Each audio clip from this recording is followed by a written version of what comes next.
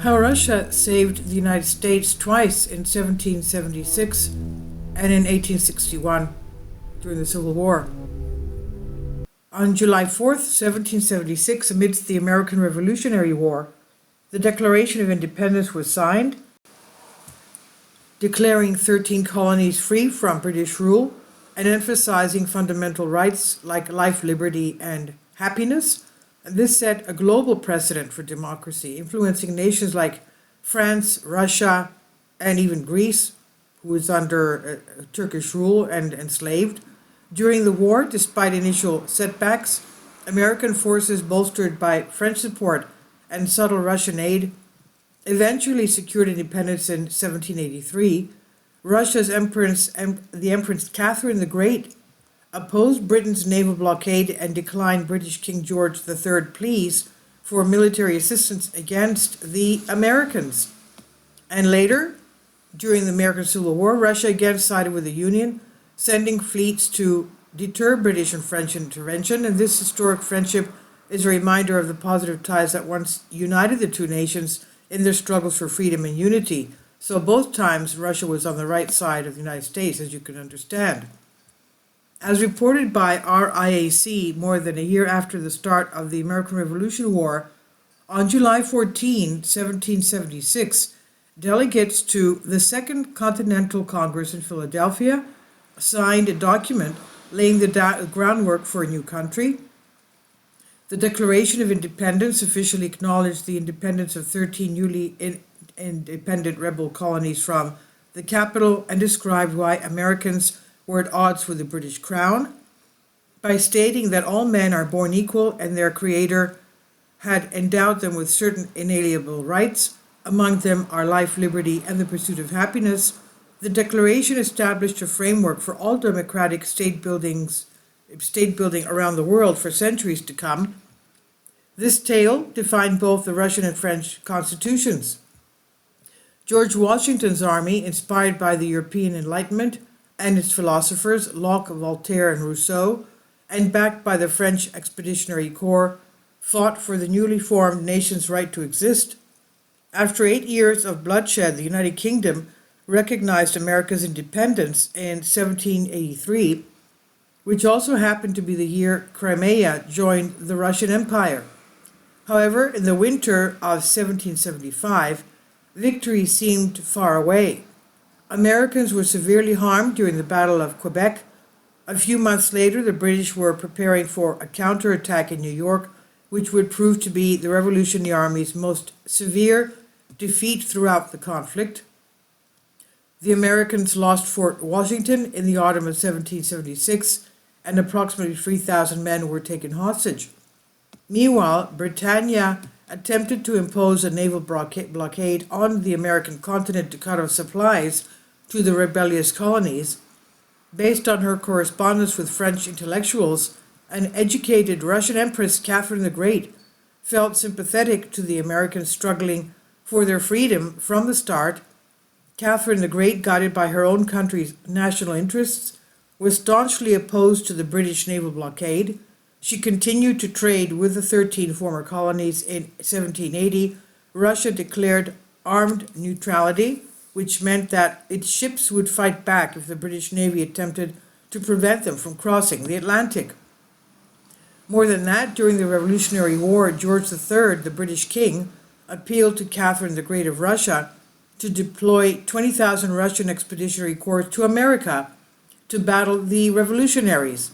The Russian Empress, of course, refused. The monarch then attempted to bribe Catherine by promising the island of Minorca in the Mediterranean Sea in exchange for getting France to leave the war, forcing the American rebels to fight alone, and once again, the offer was declined. Nowadays, most Americans remember the French who fought with them in this national building conflict. Unfortunately, students are never reminded of Russia's contributions to the United States' freedom. And then we have the time of the Civil War, 1861 to 1865, was America's second most important conflict, and once again, Russia was on the right side of history. We can see some parallels between the first Republican president, Abraham Lincoln, and Russian Tsar Alexander II, also known as the Liberator. Both men made important reforms to rebuild their countries, and both opposed slavery. Alexander ended serfdom in Russia in 1861, 4 years before the 13th Amendment was ratified in the United States. Another strange resemblance: both emperors met a sad fate. Both guys died for their beliefs. Terrorists assassinated them. Now, back in 1861, when the Civil War broke out, President Lincoln had to combat not only the Confederacy but also London and Paris plotting against the Union. This time, France, pursuing its objective in Mexico, misled the United States by surreptitiously giving weaponry to the secessionist South, and guided by self-interest, the United Kingdom indirectly boosted the Confederacy legitimacy by recognizing it as a fighting party. By default, London and Paris were prepared to support General Lee's troops. The Russian Empire's position played a crucial role in preventing it from happening. In 1863, Alexander II dispatched 2 Russian fleets, led by Admirals Lesovsky and Popov, to New York and San Francisco, that is West Coast and East Coast, to exert pressure on London and, if necessary, engage the British Navy. For 10 months, Russian ships patrolled American shorelines. Thus, Russia was the first European nation to formally back the Union and President Lincoln, and soon the war was over.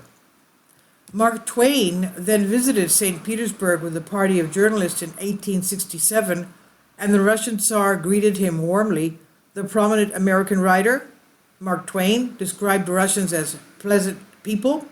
Russia's posture towards the United States at the time is best represented by the words of its most famous diplomat, Chancellor Gorchakov: "Russia's policy towards the United States is defined and will not change. Above all, we want the American Union to remain an intact nation," he said.